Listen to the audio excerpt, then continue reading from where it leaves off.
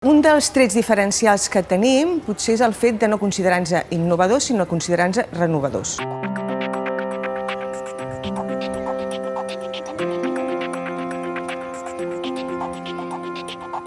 La nostra metodologia és la implicació dels alumnes en el seu procés d'aprenentatge.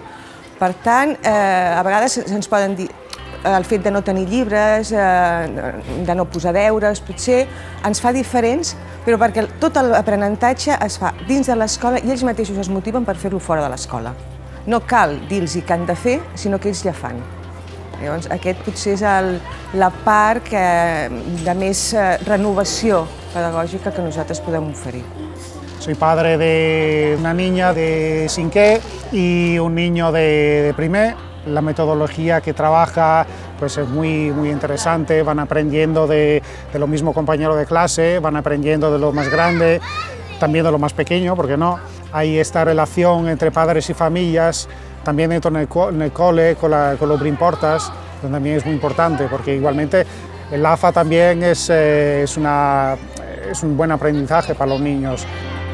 És una escola on es trobaran totalment acollits tant els pares com els nens. Som una escola, és una escola jove.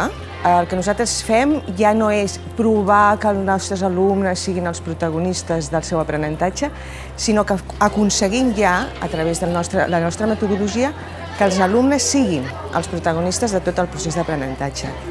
Els pares, quan arriben a aquesta escola, es troben com en família. Des de que els més petits fem una entrada progressiva, una entrada relaxada, on poden conviure una estona amb els seus fills dins de l'aula, compartint els jocs, compartint el treball. Anem tots a una.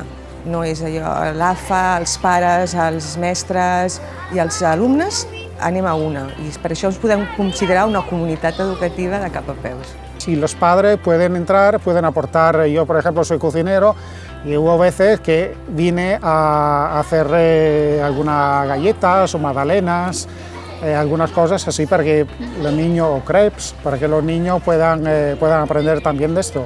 Mi hija empezó pues, hace 8 años aquí en la Mar Nova, empezó muy bien en el sentido que no hubo mucho tiempo para que ella pudiera acostumbrarse a estar en la clase.